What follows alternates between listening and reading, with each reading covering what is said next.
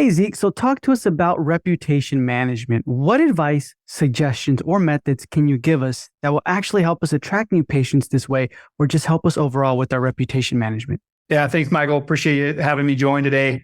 Well, first, let's just define what reputation management really means. So the way I look at reputation management, there's really two parts of it. There's first like managing your actual reputation or, monitoring what people are saying about you on public forums like Google or Facebook or Yelp or Healthgrades, whatever it might be. And then there's what I consider reputation or review solicitation, which is the act of like getting more reviews or more feedback from patients on those same review sides. So when you talk about reputation management, I look at it as twofold: monitoring and managing and learning and getting feedback, but also the proactive approach of making sure that your patients are frequently, getting the opportunity to leave reviews, whether that's via text message or email or QR code or whatever it might be. So I like stating that first because at the end of the day, like those are what Swell does. And that's kind of how we help practices grow, one, their digital footprint and build a reputation, but also giving them tools to help manage that along the way and give feedback and better improve the patient experience, et cetera. So that's kind of my definition of reputation management. And then at the end of the day, like it really comes down to, and you might have heard me say this on other podcasts or in speeches I've given, but like your practice is only as good as Google says it is. And so what I really mean by that is you could be either a brand new startup practice, a fresh provider right out of school, or you could be a 15-year-old veteran that's been serving thousands of patients for those years.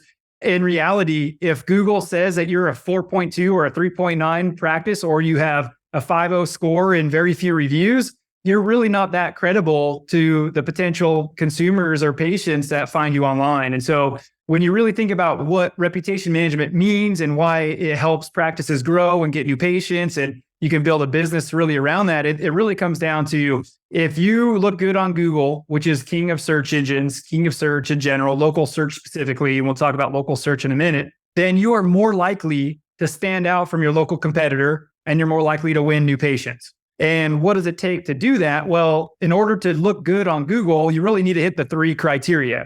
One, you want to establish a good review score. And so from our perspective, targeting a 4.8 or above average review score puts you in kind of like the top percentile of practices, essentially. So if you're getting compared to another practice down the street, hopefully you have an overall better patient satisfaction score, AKA Google review score, to help you kind of differentiate yourself a little bit from that local competitor. The second is the number or quantity of reviews a practice has. It's good to have a good review score, but if you have a good review score in 6 reviews, you're just not that credible. It's like going to a sushi restaurant in San Francisco and you're trying to find one, you're looking on Yelp and one has a 5-star rating and 8 reviews and the other has a 4.7 and 2,000.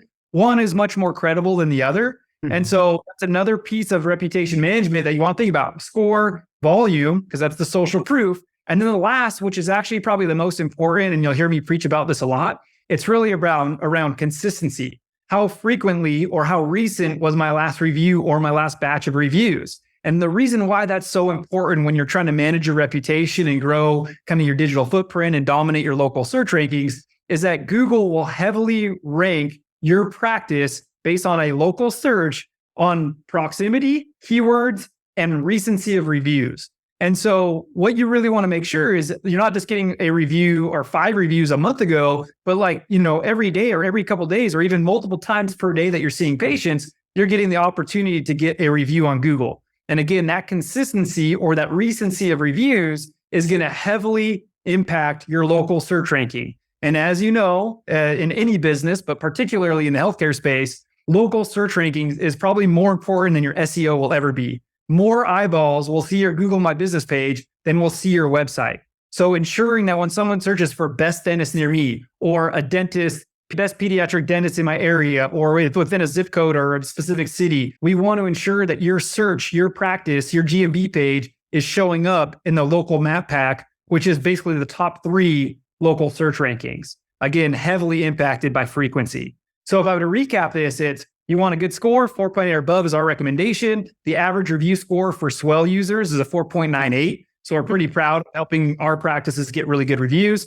The second is volume. You want to make sure you have enough reviews to show credibility on that review score. And then the third is really about consistency. Am I getting reviews on a regular basis? And the way to do that is by deploying services that allow you to get patients to leave reviews in the easiest manner possible. Sending a text message after a visit. In some cases, you might use QR codes. You might have them leave a review while they're in the practice. There's pros and cons to some of these things, but the idea is that you want to have an offensive approach, or what I would consider a proactive approach, at soliciting feedback from your patients that is going to be driven to sites like Google, where you can, kind of dominate those local search rankings. And at the end of the day, this really comes down to new patients. When someone's searching again for a new provider, a new doctor, a new dentist, a new plastic surgeon, a new pediatric dentist, whatever it might be, we want to ensure that when they're making those search terms, your practices or practices using Swell or whatever it might be are showing up in those local search rankings. So that's all about new patient flow more than anything else.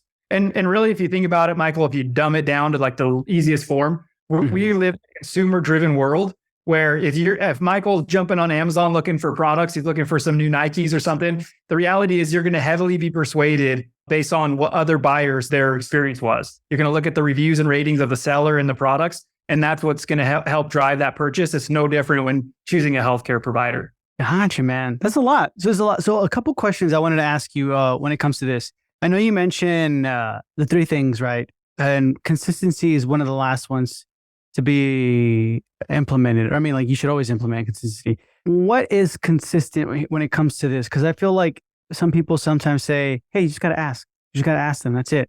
And then some people say that's not enough. You have to message them. And then some people go granular and say, like, you got to message them at this time, specific moment. And right. So in your opinion, what do you think? Yeah, I think asking them is great, but I think that's usually the least effective, to be honest with you, because what happens is a lot of times the practice will rely on the team members to ask.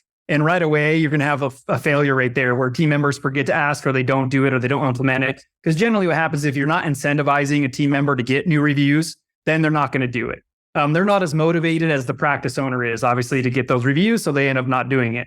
So if you can instill those in your standard operating procedures of like training on it and making sure every time a patient gets checked out that they're being asked to leave a review, that's one thing. I think it's great. I think it helps. But I definitely find it to be the least effective. What we tend to find the most effective is by telling them they're going to have the opportunity to leave a review. And then at specific times per day, sending out requests both via text message and email in a branded, personalized way that looks like the provider themselves sent the invite to ask for that feedback or ask for that review. We find that to be the most effective way. One, patient knows they're going to get the opportunity to leave a review. Two, it's being sent directly to their device. So in one click, they can be pushed into Google or Facebook or Health Grades, wherever the practice wants to get their reviews posted. And three, the patient can do it on their own time. They're not kind of being forced to do it right there in the practice. They can kind of do it on their own device, which they're probably already logged in on. And it just makes that overall experience, in our opinion, based on data, a lot more effective. So, we're big fans of asking, but we're definitely bigger fans of leveraging tools that already exist. There's several, software systems out there similar to Swell that allow you to request those based on certain types of procedure codes or appointment codes, whatever it might be, to help, ensure that every patient is having the opportunity to post a review on one of those public sites. You mentioned specific times in the day. Do you recommend more than once a day we send that? Like, hey, we send an email later and then a text, or? Yeah, it's a great question. So based on data that we've tracked for about the last 7 years now, we found that actually sending the requests once a day or typically at the end of every business day is the most effective. We used to think that sending them right after the appointment was the best time. And it turns out that's actually the worst time based on conversion rates. And the reason for that is if you think about it, Michael, if you were to go to your provider today, so you go to Dr. Ashley Hovis today, you get treated, you leave, and you're probably get treated sometime between 9 a.m. and 5 p.m., right? And which means you're likely going back to work, back to school, picking up kids, doing something in the middle of the day, which is typically when the normal human is busiest. Those hours during the general working hours of 8 to 5 is generally the busiest time per day for most folks. And what that means is if you're trying to get a review from them, whether it's a text message or an email or even asking them, it's likely on the bottom of their priority list, right? But if you send a request to them, let's call it around 7 p.m., 8 p.m., they're at home, they're already done with their busy day, they're scrolling through Instagram, or they're watching Bachelor in Paradise or whatever it might be. That's when people typically have the most downtime. And that's when we find the highest open rate of our text messages and the highest review rate. So we are big fans of actually sending these typically after standard working hours on the same day of the visit. That's based on data that we've tracked for the last 7 years. And that goes against what we originally thought would be most effective, which is setting it 15 to 20 minutes after the appointment. We just found that that's when people are busy commuting or doing those things that we talked about before. So yeah, big fans of sending them at a specific time per day. End of every business day is generally how we recommend it. Gotcha. Okay. And then one thing I wanted to ask you is, I know you talked about the score, right? Having a 4.8 review score end up is probably, you know what I mean? You see great conversions with that. How can someone, let's just say, hey man, I got about 100 and 200, but our reviews, I mean, we acquired them. It's at 2. It's at 2.1 or 2. You know what I mean? How can we start climbing back up in the right way? And maybe like they just got another new patient, and then that patient just so happened to leave them a bad review, and you know their name's in it now, and they're like, what can we do for, I guess, like the risk management here? Yeah, that's a great question. And honestly, if that's happening to a practice, so if anybody's listening and your practice is, let's call it like below 4.5, and honestly, maybe even 4.7, but I'll use 4.5 to be a little more conservative here. You have bigger problems. So the reality is the average review score of Swell users work with thousands of practices. The average review coming in is a 4.98. Most patients like their provider. They have a good experience. If you have below a 4.5 average, there is something fundamentally wrong within your practice. Whether you have a bad team member who's creating an unfortunate experience for the patient, or you as a provider have some improvements that need to be made, you should be really looking at the feedback, this negative feedback that's getting posted online, and try to extract some trends on where you can improve the patient experience. It doesn't happen a lot, but we do see it, by the way. And the reality is I would take that data. Those negative reviews are probably more valuable than the positive reviews, because you're getting the opportunity to get feedback to improve your operation. My general recommendation is use that data, take it to heart, use that in your team meetings, find out what the challenges are, find out where the shortcomings are, find out where patients are having a bad experience, and improve it immediately. That's my takeaway there. It's less about how do I just try to bury those reviews, because there's tools, again, that are going to solicit and help you drive those positive reviews from those happy patients. That's really what it comes down to, is being proactive against it versus like reactive to your review solicitation. If you have bad reviews coming in,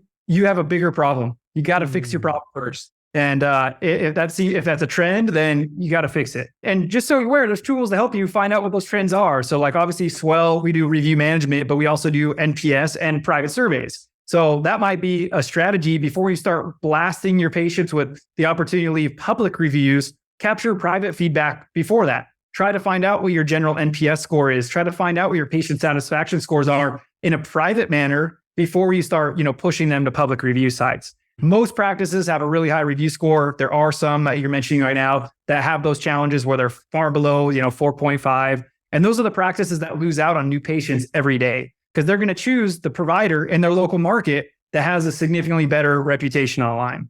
Yeah.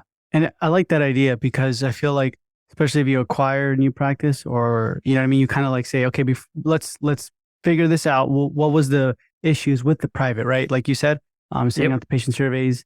The NPS? Yeah, NPS. Yeah, Net Promoter Score, which is, if you're not familiar with Net Promoter, and those listening who aren't, Net Promoter Score, everybody's probably received them in their life. If you're fly Delta, they send you like 10 of them after every flight. It's basically a survey. It's a 1-question survey, and it says on a 0 to 10 scale, how likely are you to recommend us to a friend or colleague? And that's kind of like the standard business question when it comes to patient satisfaction, still being used by a majority of, the Fortune 500 companies, still being used by a lot of dental practices that we work with.